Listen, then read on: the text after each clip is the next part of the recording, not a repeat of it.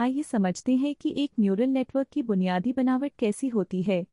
जैसे हमारे दिमाग में न्यूरॉन्स का जाल होता है, वैसे ही कंप्यूटर में हम कृत्रिम न्यूरॉन्स को अलग अलग लेयर्स यानी परतों में सजाते हैं। सबसे पहले आती है हमारी इनपुट लेयर, जो बाहरी डेटा को स्वीकार करती है। इनपुट लेयर के बाद आती है हिडन लेयर, जिसे हम छिपी हुई परत भी कहते हैं। यही वो जगह है जहां असली गणना और पैटर्न की पहचान होती है।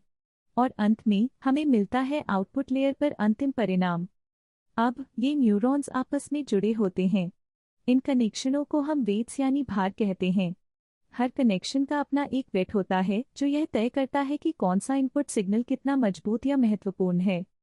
अब जब हमारे न्यूरल नेटवर्क ने एक प्रेडिक्शन यानी अनुमान लगा लिया है, तो सवाल उठता है, यह अनुमान कितना सही है? इसे जानने के लिए हम प्रेडिक्शन की तुलना वास्तविक मान यानी एक्चुअल वैल्यू से करते हैं। मान लीजिए असली जवाब है 1.0, जिसे हम y से दिखाते हैं। लेकिन हमारे नेटवर्क ने अनुमान लगाया सिर्फ 0.7, जिसे हम y हैट कहते हैं। इन दोनों के बीच की जो दूरी या अंतर है, वही हमारी एरर यानी गलती है। इस एरर को हम गणितीय रूप से y हैट लिखते हैं। यहाँ हमारी एरर 0.3 है। लेकिन अगर नेटवर्क 0 के बजाय 1.3 प्रिडिक्ट करता, तो एरर ऋणात्मक यानी नेगेटिव हो जाती।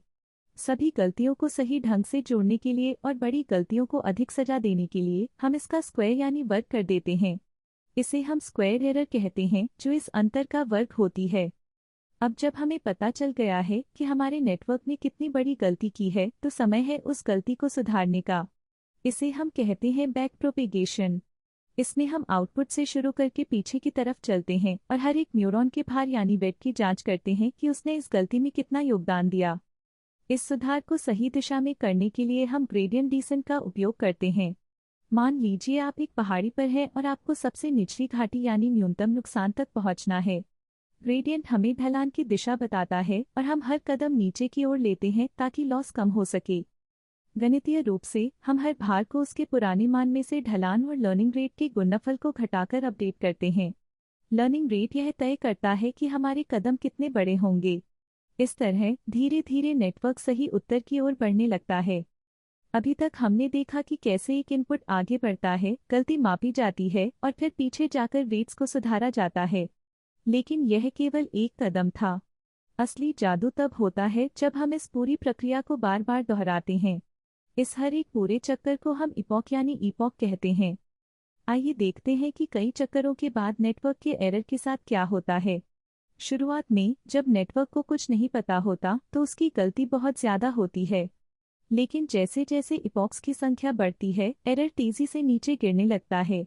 यह बिल्कुल वैसे ही है जैसे कोई बच्चा बार बार अभ्यास करके अपनी गलतियों को सुधारता है। इस बिंदु पर आकर हमारा लॉस न्यूनतम स्तर पर पहुंच जाता है।